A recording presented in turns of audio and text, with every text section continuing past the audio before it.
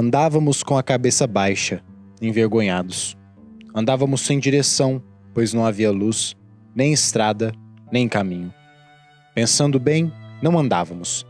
É mais certo dizer que vivíamos caídos, amarrados ao pecado, longe da verdade. Até que um dia um anjo apareceu a uma menina e fez um anúncio.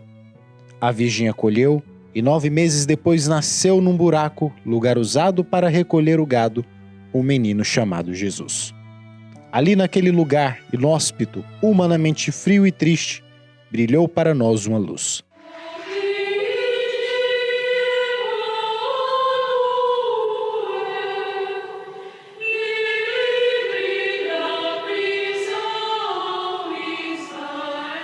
Se vivíamos amarrados, sem rumo e direção, a Virgem pura, Mãe Imaculada, veio dar-nos a salvação.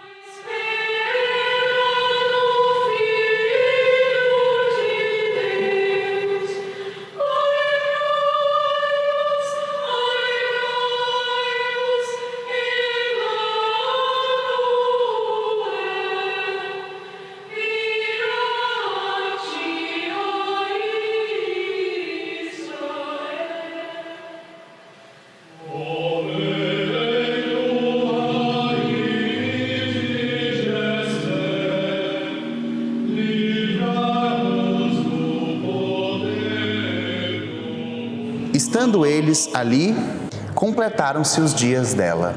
E ela deu à luz a nosso Senhor Jesus Cristo, seu Filho primogênito, e envolvendo-o em faixas, reclinou-o num presépio, porque não havia lugar para eles na hospedaria.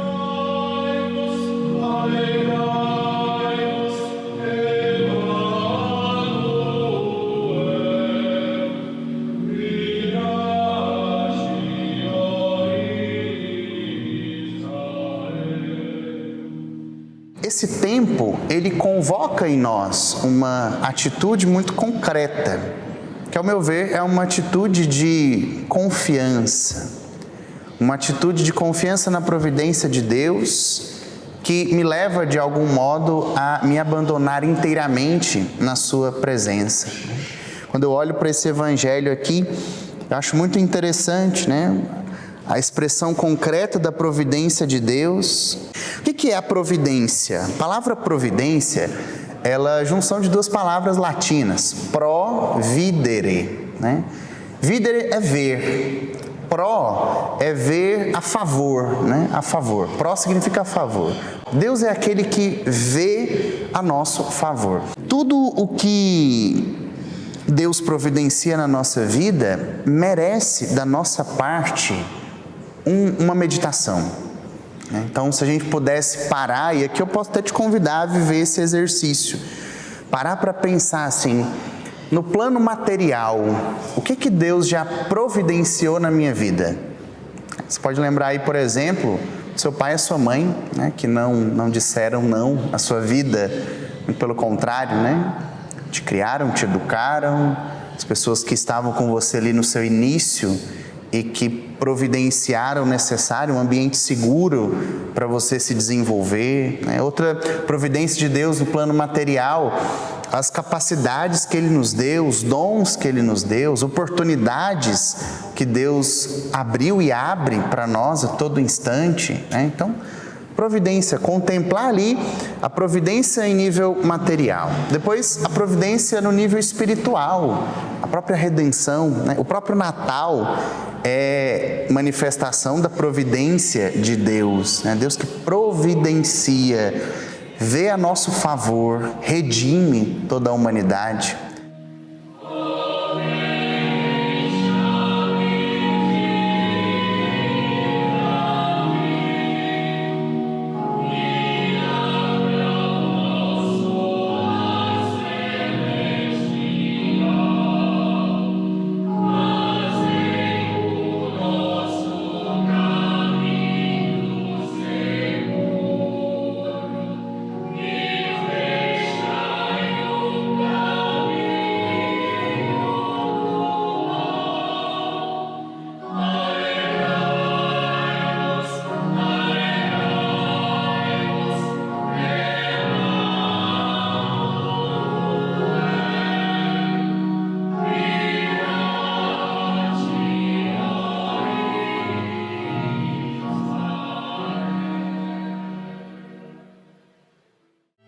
A providência de Deus que contemplamos no Natal deve inspirar em nós uma atitude concreta de ação de graças.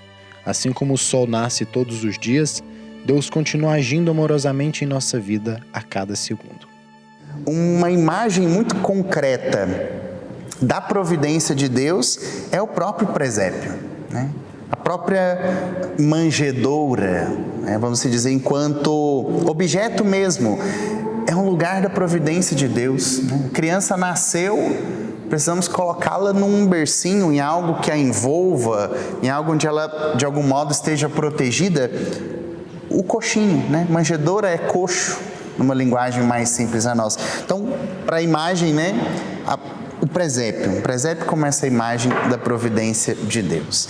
E esta providência, então, que me leva a uma ação de graças, essa ação de graças que eu uno a uma percepção da minha indignidade e da minha incapacidade, a fusão dessas duas coisas geram, então, uma atitude de confiança em Deus. O que é a confiança?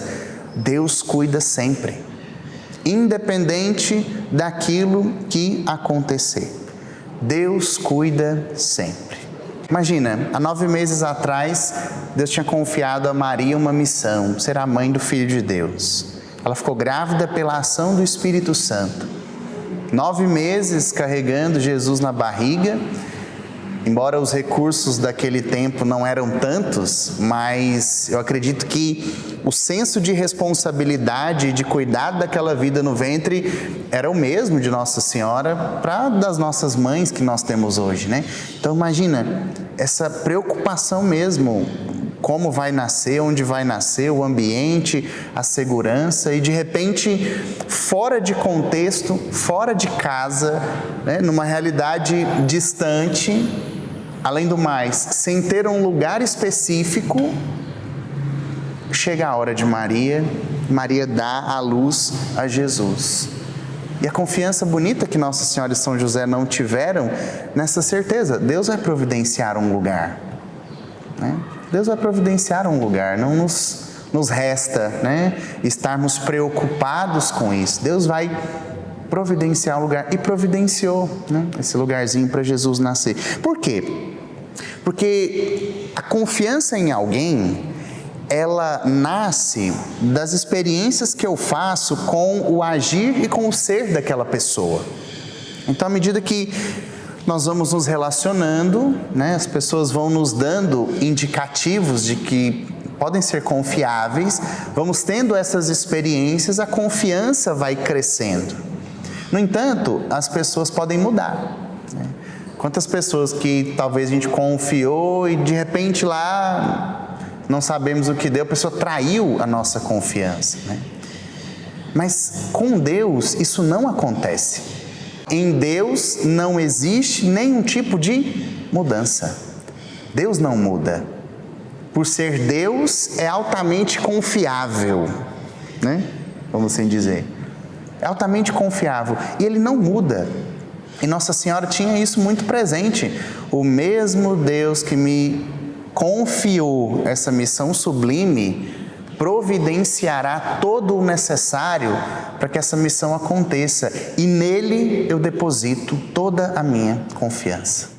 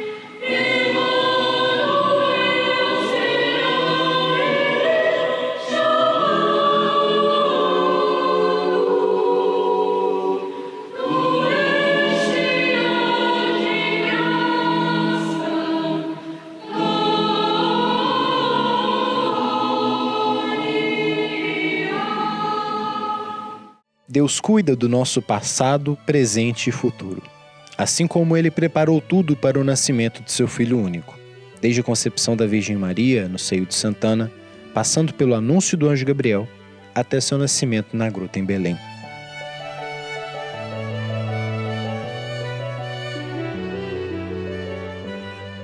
Quando falo que Deus é providente, né, e a confiança nasce desta certeza de que Deus é providente, Ele é aquele que vê ao nosso favor, mas Ele também vê antes, ou seja, é uma providência previdente, ela é dinâmica, de forma que o nosso olhar humano, ele está atento às realidades que nos acontecem no hoje e no agora. Mas o olhar de Deus não está lá. O olhar de Deus não está só nessa realidade presente que me acompanha, que me acontece nesse exato momento, né? O olhar de Deus está no nosso passado, no nosso presente e no nosso futuro. Por quê? Porque o bem que Deus quer para nós não é um bem passageiro, um benzinho efêmero, né? Não é Deus não é aquele pai que dá ali o sorvete só para o filho parar de encher o saco dele, né? Falando isso entre aspas. Não, Deus quer o nosso bem real. Deus quer o nosso bem verdadeiro. Né? E o bem real, o bem verdadeiro, a nossa felicidade, ela não está aqui nessa terra. Por que muitas vezes nós nos revoltamos contra os desígnios da providência de Deus? Porque temos o nosso olhar cravado nessa realidade e esperamos aqui esgotar todo o bem, toda a felicidade, toda a abundância, toda a bondade. Só que não é assim que funciona.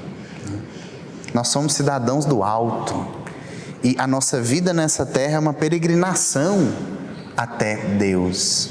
Então, diante da providência divina, que não só vê ao nosso favor, mas vê antes, e é previdente e providencia, né? Usando o joguinho mesmo das palavras, né? Previdente e providencia tudo.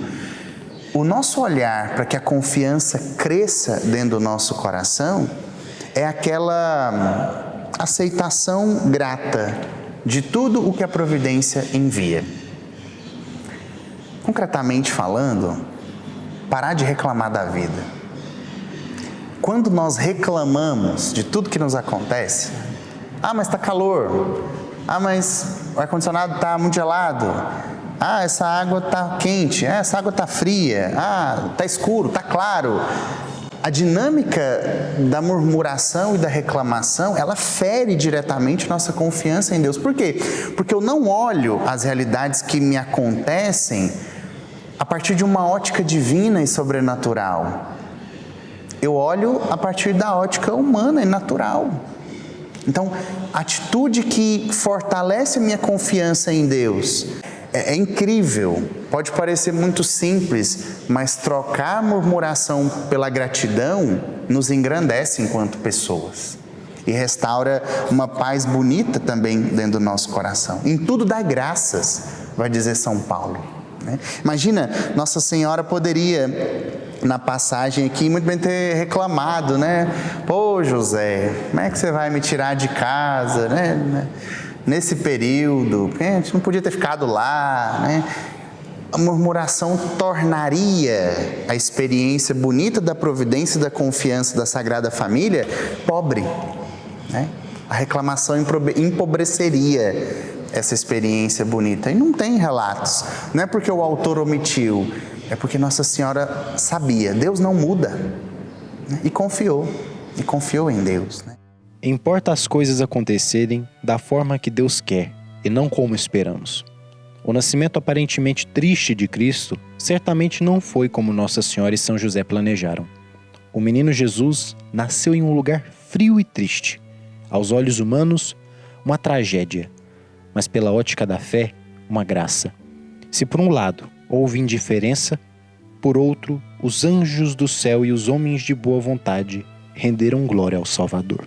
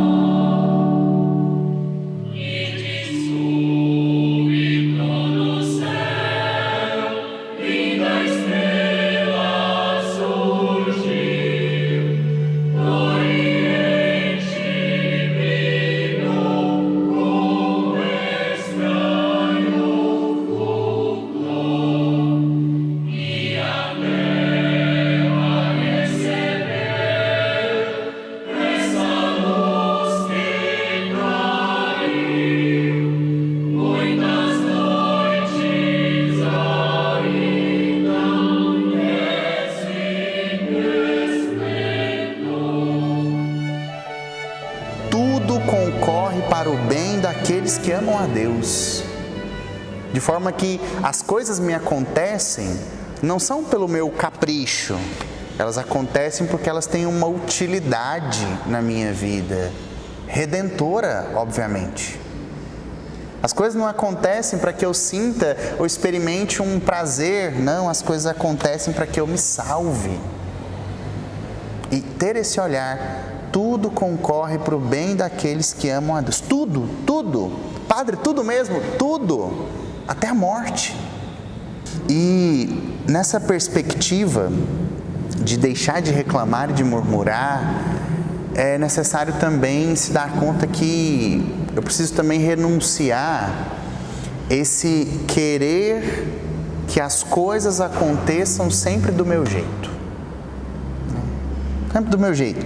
Tudo tem que acontecer do meu jeito, do meu modo de fazer, do jeito que eu gostaria de fazer. Olha, nem sempre. Algumas coisas dão para a gente controlar, outras não. Então, um exercício de confiança unido a essa aceitação grata de tudo que a providência me envia, é também isso, né? Renunciar que todas as coisas, uma renúncia concreta, com decisão, né? Que as coisas aconteçam do meu jeito, para que de fato elas aconteçam do jeito que Deus quer. Visitando doentes, né? Aqui na paróquia, me deparei certa vez com uma senhorinha muito interessante. Perguntei como que ela estava, né? E aí, como que a senhora está? Ela, padre, eu estou aqui do jeito que Deus quer. Situação humanamente falando, terrível. Mas ela, com muita convicção e muita confiança, respondia, né? Padre, estou aqui do jeito que Deus quer. Não é o meu modo, padre, é o modo de Deus. Eu estou aqui como Deus quer. E falava isso não com pesar, não com vitimismo, não com ninguém me ama e quem me quer, mas com muita confiança, com muita serenidade, com muita paz. Renúncia decidida do meu modo de fazer as coisas para abraçar e acolher o modo como Deus conduz as realidades.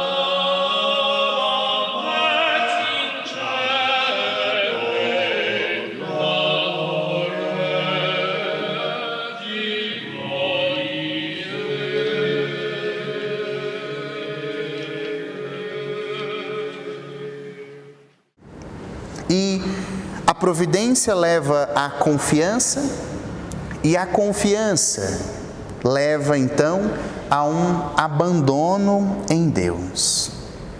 Deixar o controle, da minha vida nas mãos de Deus. Deixar que Deus pegue, o leme do barco da minha vida e de fato me conduza ao porto seguro. É importante. E aqui não só uma parte específica, vamos assim dizer, poderia ilustrar o abandono da Sagrada Família nas mãos de Deus, mas sobretudo o conjunto todo, Então se percebe a partir da meditação da providência e da confiança que a família de Nazaré era de fato abandonada em Deus. Ou seja, deixava Deus conduzir. E esse abandono nós precisamos compreender que é um abandono ativo. Como que seria um abandono ativo, Padre? Não é assim, Deus, toma conta da minha vida, eu vou aqui cruzar meus braços e deixar que a coisa corra solta. Não. É um abandono ativo. Eu não espero de braços cruzados. Pelo contrário, eu me coloco na dinâmica da súplica, do pedido a Deus, mas eu uno esse pedido, essa súplica também ao meu trabalho. As nossas capacidades, a inteligência que Deus me deu, isso não é para ficar desperdiçado, não, é para eu usar isso a serviço. Imagina, São José vendo que ninguém abria as portas, Nossa Senhora como que dizendo ali, olha José, nós precisamos achar um lugar, porque eu sinto aqui que já vou dar a luz. Imagina, São José, Deus, estou esperando, assim, o Senhor foi lá, deu o filho para ela aqui, estou ajudando a cuidar, chegou a hora dela, nós não estamos em casa, então o Senhor age aí, vai Deus. Imagina, não? Com certeza São José com muita confiança de Senhor, nós estamos em apuros, ajuda-nos Senhor. Mas ele saiu, continuou batendo no restinho de casa que faltava, ninguém abriu, e Maria, espera aqui um pouquinho. Foi ali fora, deixa eu ver, iluminou, ali tem um lugarzinho que eu acho que dá certo. Foi lá, pegou Nossa Senhora correndo, levou, chegou no lugar, limpou, achou a manjedoura, jogou o resto de comida lá num lugarzinho, deixou tudo, ajudou Nossa Senhora, colocou. É dinâmico, Então é um abandono que é ativo. Ativo na oração, que suplica de Deus o poder e a graça, mas é ativo também que põe a mão na massa, que não fica esperando a coisa cair do céu, Não é assim que funciona. E esse abandono com Deus também, ele se refere a realidades que estão além das nossas capacidades humanas. Além daquilo que eu posso. Então eu me abandono de fato em coisas que eu não tenho esse domínio. E aqui a gente olha muito concretamente para 3 lugares. Primeira coisa, o nosso passado. O que aconteceu. O que aconteceu de bom gerou alegrias dentro do nosso coração. O que não aconteceu de tão bom, os traumas, as decepções, as rejeições, nos causam uma dor, mas eu preciso entregar e abandonar isso nas mãos de Deus. Passado, futuro, nós não sabemos do dia de amanhã, então precisamos abandonar também o nosso futuro nas mãos de Deus. Os resultados das boas obras que nós fizemos, os bons projetos, resultado dos bons projetos, abandonamos na mão de Deus, nós não temos domínio, O resultado ali, o fruto, não tem domínio, a gente trabalha, Os limites do próximo, os defeitos dele que, de algum modo, eles vão me atingindo, mas eu não tenho poder de mudar o outro. Abandono nas mãos de Deus. Aquelas doenças incuráveis, abandonamos na mão de Deus, pedindo para Ele a serenidade, a paz.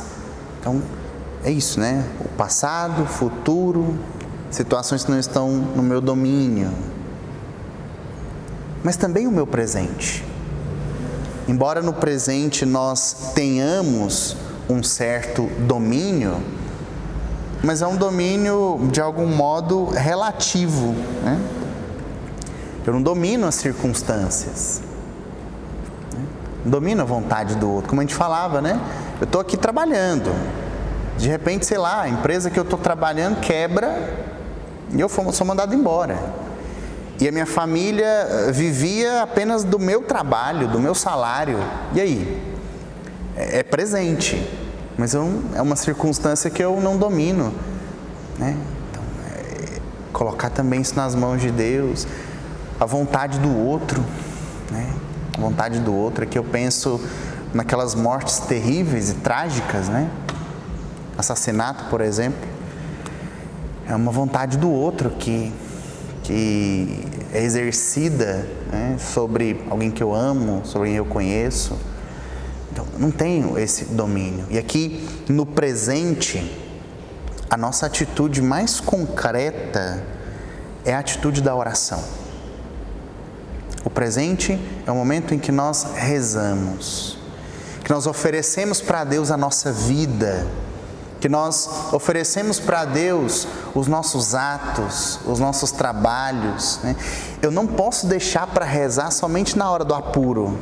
Agora, se eu tenho vida de oração, né? E o tempo de Natal é esse tempo, né? de fazer compromissos novos, né? Normalmente a gente faz compromisso na virada do ano, né?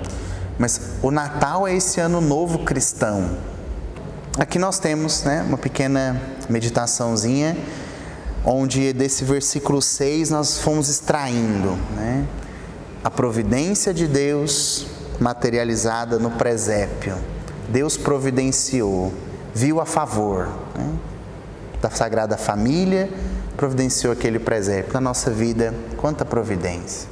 Depois, essa providência que me leva à gratidão, percebendo minha indignidade, eu me coloco com confiança nas mãos de Deus, confiança essa que me leva a aceitar tudo aquilo que a providência providencia na minha vida, sabendo que tudo concorre para o bem daqueles que amam a Deus, né?